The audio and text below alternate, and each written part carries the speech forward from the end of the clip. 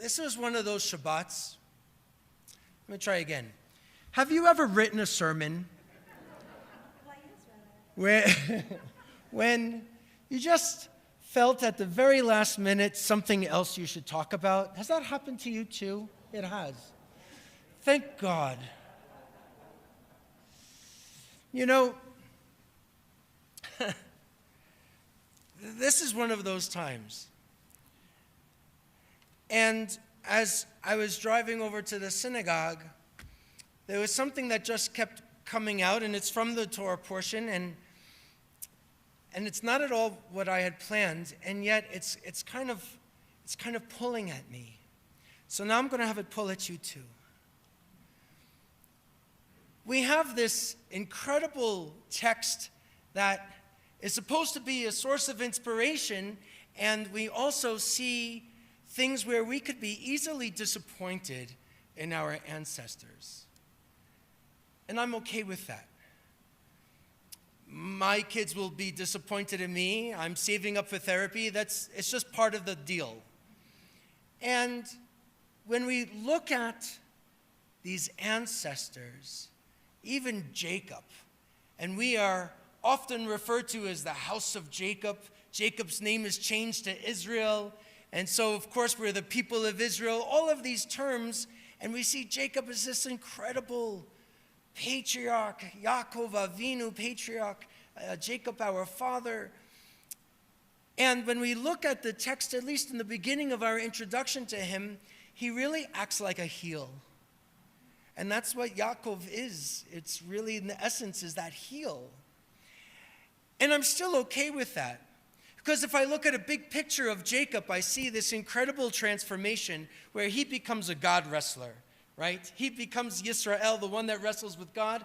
And I know that he grows up from places where he made bad choices. And this text is so powerful to me because it's not just that, and I'll remind you, that Jacob, as a young person, is encouraged by mom to trick their elder father, Isaac, who can't see and is a little more vulnerable, and it seems like he's laying in his bed, and he has to be brought food, and he wants to give this blessing reserved only for the firstborn to the older child, even though they're twins, to the older child Esau.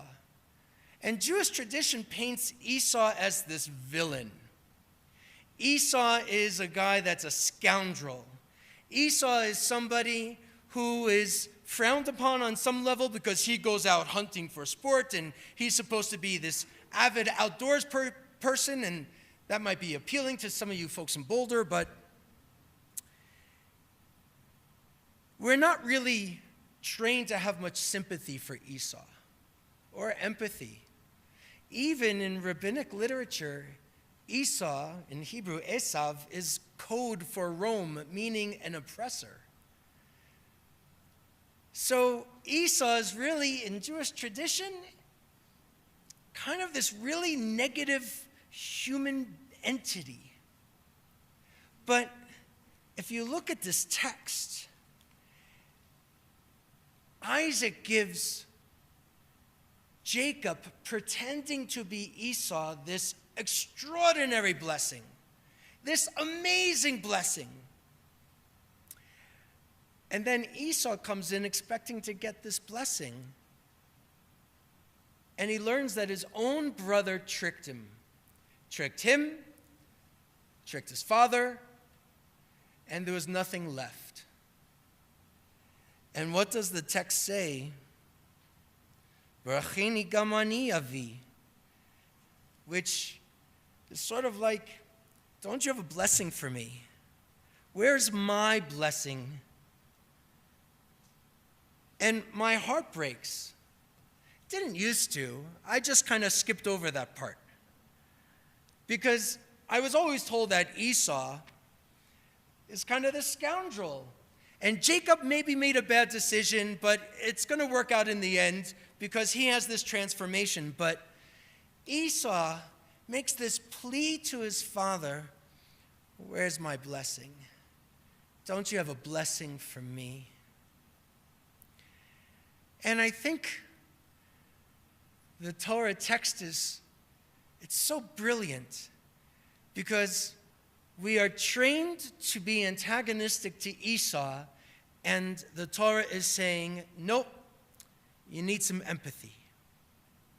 We're looking at somebody who is an other in Jewish tradition and whose descendants are going to cause the Israelites lots of tsuris. Do we know the word tsuris? It's a good word.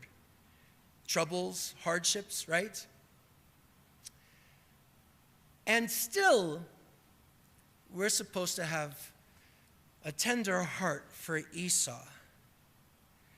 So on one level, we have a tender heart for someone who feels like an other or who has been othered.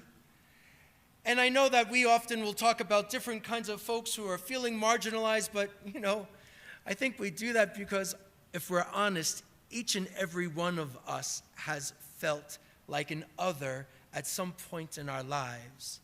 In some office, in some classroom, on some field, in some synagogue. Everybody has that experience. And I think what we want to say is, where's my blessing? Isn't there something that could be a tender heart for me?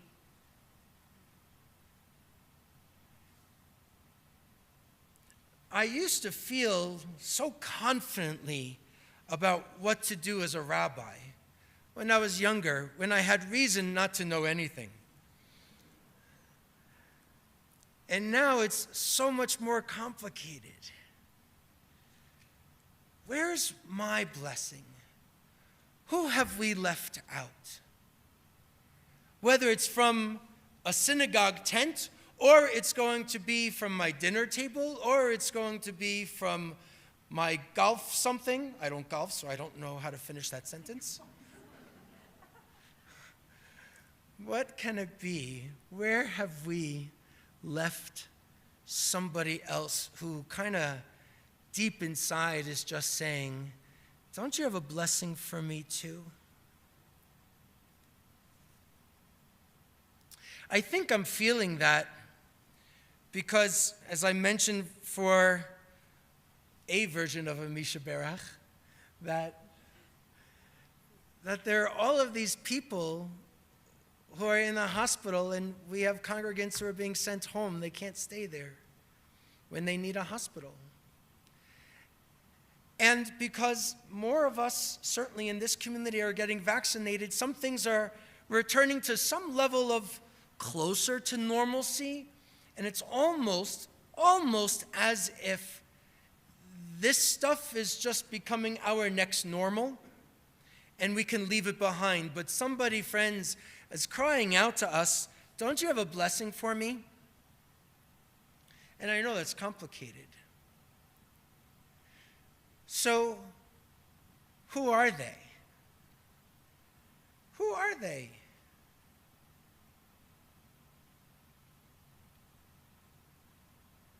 I know within Jewish space, there have been lots of folks who have said, I can't find my place inside a sanctuary. I can't find my place inside of a synagogue or inside of a Jewish community, and so I'm not going back. Isn't that the same as, where's my blessing? Can we see and hear and listen and even sit next to, approach? You don't have to shake hands yet. I know we're not all ready for that. That's okay. But can we create an encounter with somebody else? We've been talking so much these last months within our congregational tent about a community of belonging, and I hear Esau. Could it be that maybe our sages had it wrong? I know this is chutzpahdik, another good word. I know that it's hard to disagree with these ancient giants of Jewish intellect, but maybe Esau was just another guy trying to figure out how to walk in the world and how to compete with Jacob. Or was loved more by one parent and kind of forgotten by the other. Maybe Esau had a hard time in Hebrew school. I should start to end this because now I'm losing anything that's witty. I think and want to share that there are people who are calling out not just to Avi, not just to their parents or to Isaac. I think they're calling out to us. I think we have to listen better, folks. And that's everywhere, including our congregations. No matter what house of worship it is, what faith tradition, no tradition, wherever we gather, wherever we can encounter, somebody is saying, "Where is my blessing?" And we have a choice to make.